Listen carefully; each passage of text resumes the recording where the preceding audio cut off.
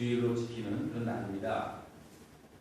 1517년 10월 31일 당시 신부이자 또 신학교 교수였던 마틴 루터께서 부패한 중세교회를 향하여 하나님의 말씀으로 돌아가자는 그런 캐치프레이로 종교개혁, 교회개혁의 운동에 이제 불을 당기게 됩니다. 그래서 이날을 기념하여 우리 프로테스탄트 교회는 이 날을 10월 맨 마지막 주일 이날을 종교개혁의 날로 정해서 매년 그렇게 지켜지고 있습니다. 그래서 2년 전에는요, 2017년에는 종교개혁 500주년을 기념해서 전 세계적으로 많은 행사도 했던 것으로 이렇게 기억을 하고 있습니다. 제가 뭐 일부러 이렇게 짜 맞추려고 한 건 결코 아닌데요. 여러분들이 아시다시피 제가 매주마다 이렇게 사도행전을 차례차례 이렇게 본문을 정해서 이렇게 설교하지 않습니까? 그런데 오늘은 정말 놀랍게도 무슨 마치 미리 짜놓은 것처럼 오늘 본문의 말씀이 오늘 종교개혁 주일에 전하는 말씀과 너무 이렇게 딱 잘 맞는 거예요. 너무 신기할 정도로 이게 정말 이게 우연이라고 할 수 없을 정도로 너무 신기하다. 그런 마음으로 제가 좀 이렇게 좀 엑사이팅 됐습니다. 그래서 어쨌든 여러분들께서 오늘 말씀 속에서 오늘 본문 말씀 속에서 특히 오늘 설교 제목대로 자기 피로 사신 교회를 돌보시는 하나님의 은혜를 저와 여러분들이 함께 받게 되기를 간절히 소망하는 바입니다. 먼저 제 얘기를 좀 제 얘기를 하면서 설교를 시작하겠습니다. 저는 중학교 2학년 끝내갈 무렵, 중학교 2학년에서 3학년으로 갈 무렵부터 교회를 다니게 되었습니다. 제 같은 반 친구 인도로 교회를 다니게 되었는데 성담교회라는 그런 교회였습니다. 근데 제가 제일 처음 교회 갔던 날이 주일이 아니라 토요 학생 집회 때 제가 처음 교회를 가게 되었습니다.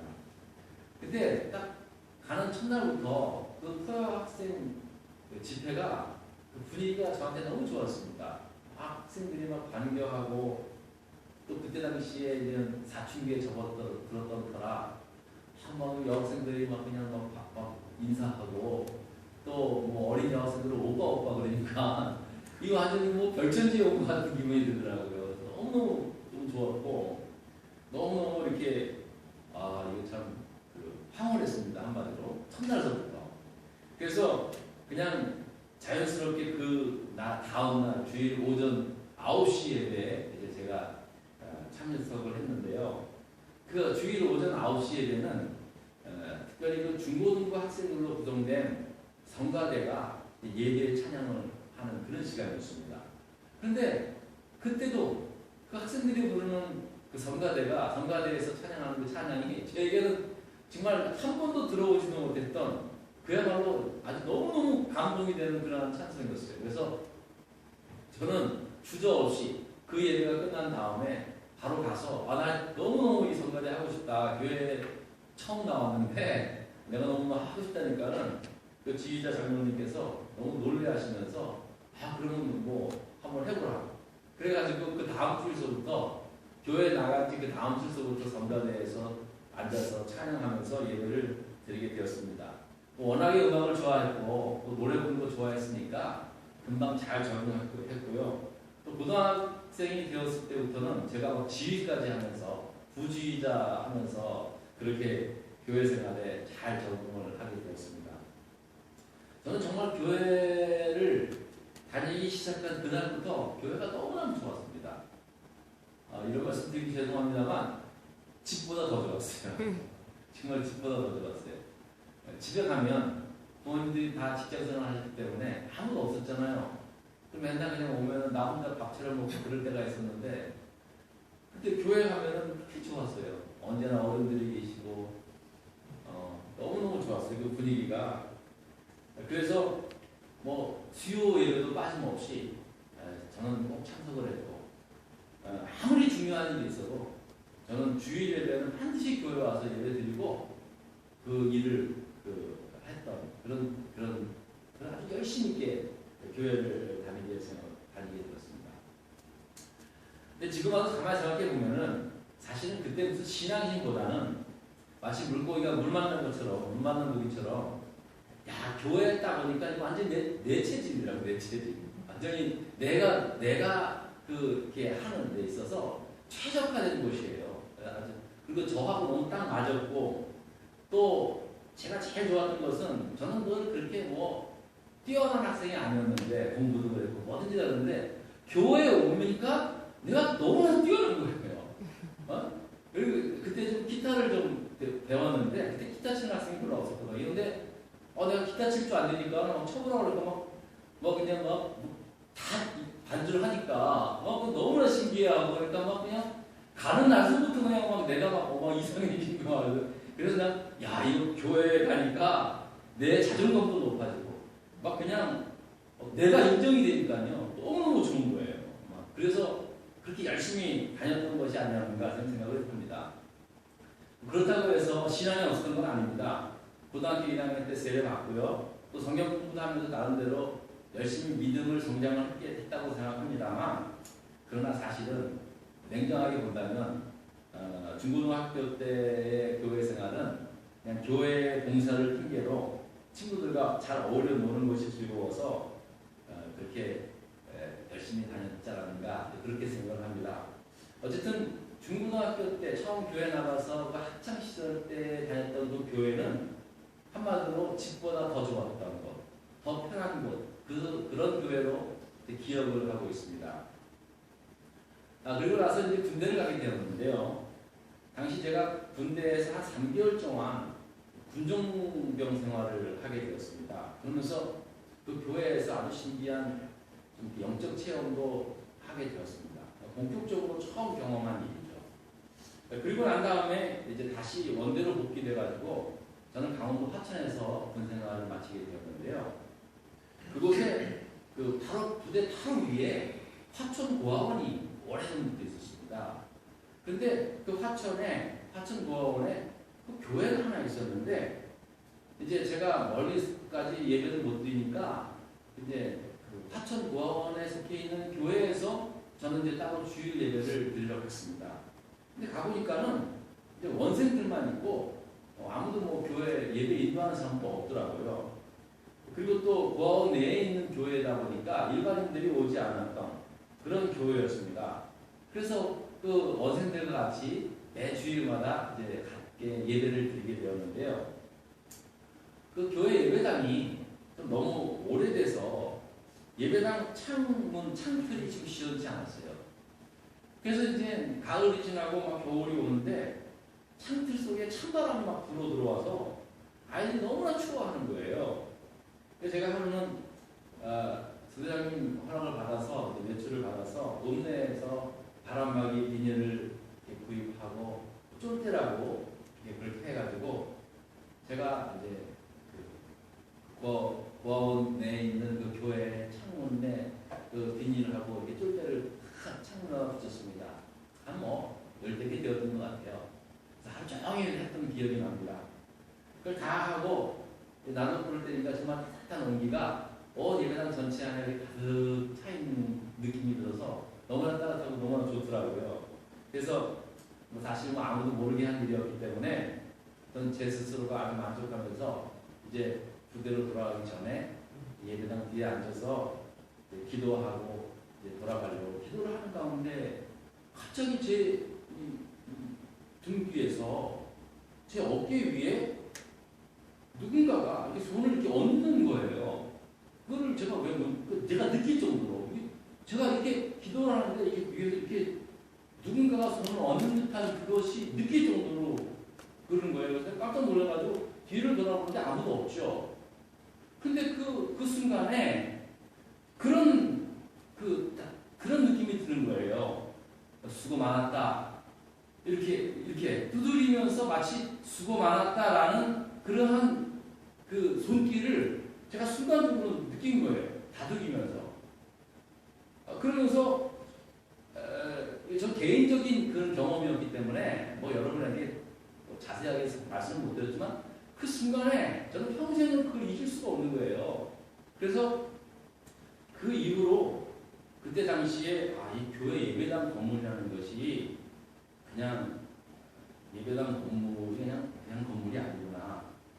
이게 예배당 건물도 정말로 뭔가 교회의 하나님의 성스러운 어떤 그러한 부분이구나라는 것을 감각적으로 그때 경험을 하게 되었던 것입니다. 그래서 저는 그 이후에 신앙생활에도 어디든지 간에 특히 예배당을 뭐 교회가 건물은 아니지만 그러나 건물도 제 나름대로 아주 소중하게 그렇게 여기면서 그렇게 신앙생활을 해왔던 것으로 저는 기억을 하게 됩니다. 그래서 그때 군대 생활 때 경험했던 것은 교회에서 그런 어떤 좀 개인적인 주관적인 경험이지만 참 잊지 못할 그런 아주 신비한 능력도 신비한 체험도 해봤고요. 그리고 무엇보다도 예배당 건물이 얼마나 소중한 것인지 신앙생활하면서 예배당 건물이 얼마나 소중히 여겨야 하는지를 제 스스로가 깊이 체험을 했던 그런 기억이 납니다. 그리고 저는 이제 결혼을 해서 신학을 하게 되었는데요. 장로의 신학대학에 재수까지 해가면서 겨우겨우 입학을 하게 되었습니다. 그런데 3년 동안 신학 공부를 하면서 본격적으로 이 교회에 대한 신학적 이론들에 대해서 배우게 되었습니다. 초대교회 때부터 현대교회에 이르기까지 교회의 신학이 어떻게 발전되었고 또 교회의 역사를 통해서 어떻게 이 시대의 교회적 사명을 이루어 나가는지를 신학적으로 체계적으로 공부하면서 훈련을 받게 된 것입니다. 그래서 그동안은 교회라는 것이 나 중심에서 생각을 했고 그냥 교회 봉사를 통해서 얻어진 그런 체험으로 교회가 이런 곳이구나 라고 배워왔던 것에 반해서 이 신학교에서 배운 교회 신학과 교회 역사를 통해서 그 공부해온 것들을 통해서 이게 진짜 교회가 이런 곳이구나. 정말로 교회가 어떻게 세상의 빛과 소금이 되어야 하는 것을 이론과 지식으로 이렇게 배우고 훈련을 받게 되면서 저는 신학생 시절에 늘 생각하기를 이제 내가 졸업을 하고 이제 목회를 하게 되면 정말 하나님 보시기에 진짜 아름답고 기쁜 교회를 목회할 수 있겠다라는 생각을 그렇게 꿈꾸면서 이렇게 이제 신학교를 다니게 되었습니다. 그리고 졸업을 한 다음에 이제 미국으로 가족들과 함께 오게 되었고 이제 미국 장로교단에서 목사 안수를 갖게 된 후 지금까지 만 21년 동안 이제 이민교회를 목회해 오게 된 것입니다. 그동안 교회 2곳을 개척을 했고요.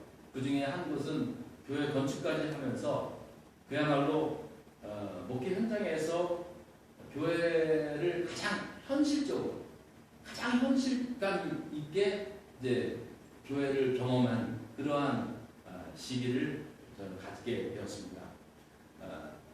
그런데 정작 제가 지난 21년 동안 이민교회를 목회해 오면서 경험했던 교회는 어떤 곳이었냐면 그동안 신학교 때 배우고 꿈꿔왔던 교회하고는 너무나 거리감이 있었던 거예요. 중고등학교 때 느꼈던 그 집보다 더 아늑하고 더 편안했던 교회를 제가 목회하지 못했던 것 같아요.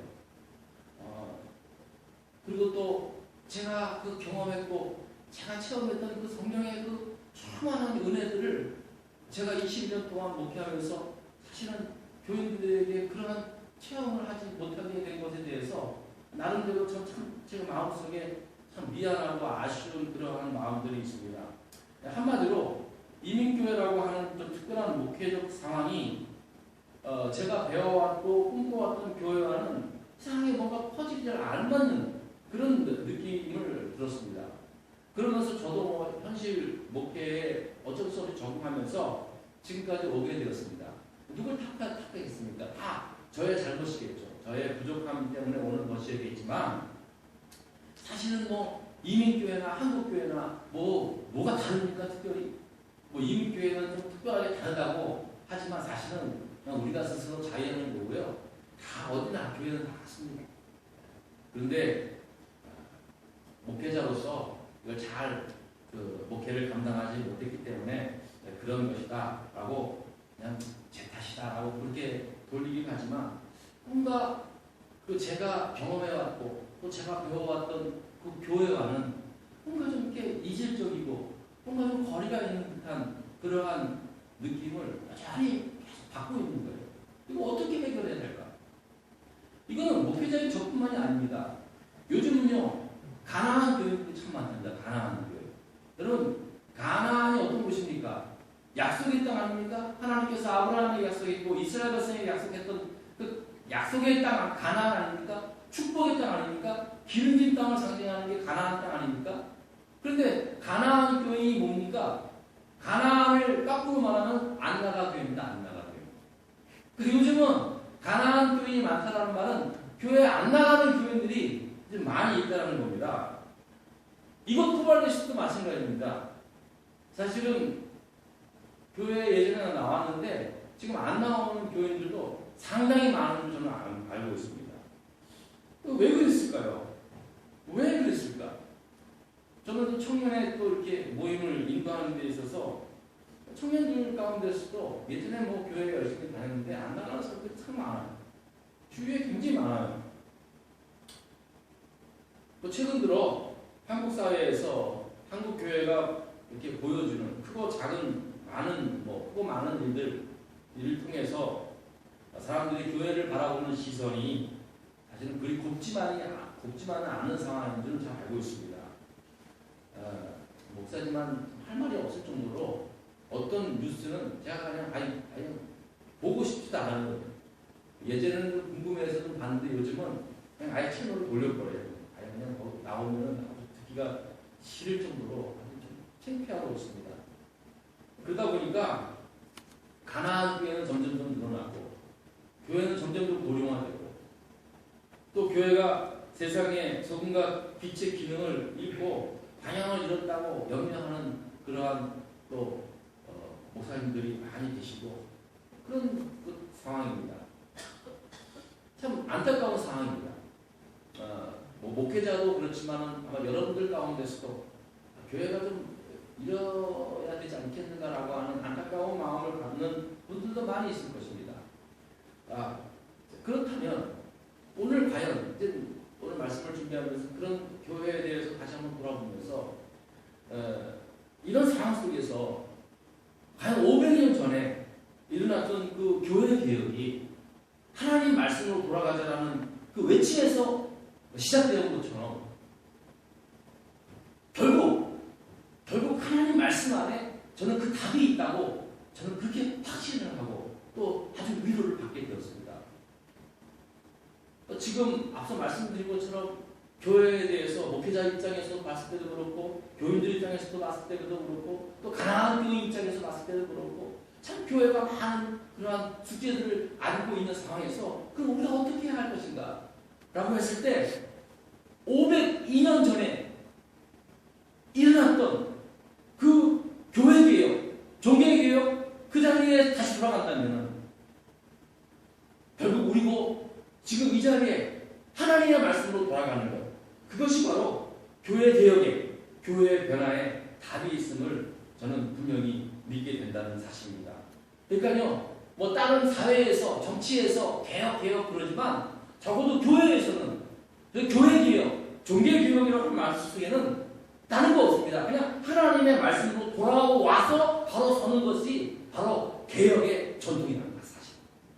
많은 사람들은 제도가 변하고 뭐가 변하고 막 변해야 개혁이라고 생각하지만 분명히 그것도 개혁의 일부죠. 하지만 다시 한번 500여 년 전에 일어났던 종교개혁의 역사를 보면서 우리가 정말로 교회개혁을 할 수 있는 힘의 원동력 그리고 그 자리는 어딘가? 하나님의 말씀이 안에 있다는 거죠. 하나님의 말씀으로 돌아오는 것 멀리 나가는 게 아니라 다시 돌아와서 그 자리에 서는 것이 바로 개혁의 시작이요 전부라는 것을 오늘 말씀을 통해서 깨닫게 되는 것입니다. 저는 적어도 교회의 본질적, 교회 개혁의 본질적 문제에 대한 가장 선명한 대답을 바로 여러분들이 오늘 읽으신 그 성경 말씀을 통해서 찾아볼 수 있음을 저는 여러분에게 확신하고 싶습니다. 그것이 바로 본문 28절의 말씀입니다. 지난번에 말씀드렸다시피 오늘 본문의 말씀은 사도 바울이 밀레도라는 곳에 머물면서 밀레도에서 지금 여기서 셀렘 정도 거리에 되는 그곳에 에베소라는 교회가 있었지 않습니까? 근데 에베소를 바울이 개척을 한 곳이라서 사실 그것도 들려야 되지만 일정상 들릴 수가 없어서 에베소에 있는 교회 지도자들인 장로들을 불러서 마지막 고별 설교의 일부분입니다. 그러니까 그분들에게 부탁하는 이 부탁의 말씀입니다.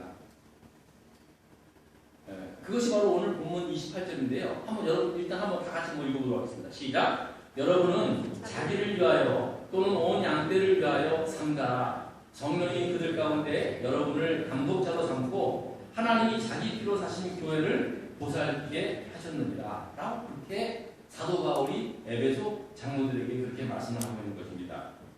이 말씀이 뭡니까? 그러니까 교회 지도자들은 자기 자신 스스로가 예수 그리스도의 양떼들이 하나님의 양떼들인 교인들을 위하여 먼저 지도자들이 자기 스스로 잘 살피고 그리고 여러분들을 감독자 삼아주시고 또 자기 피로 사신 교회를 보살피게 하셨다는 그 하나님의 뜻을 잘 알고 교회를 섬기라 라는 부탁을 하게 된 것입니다.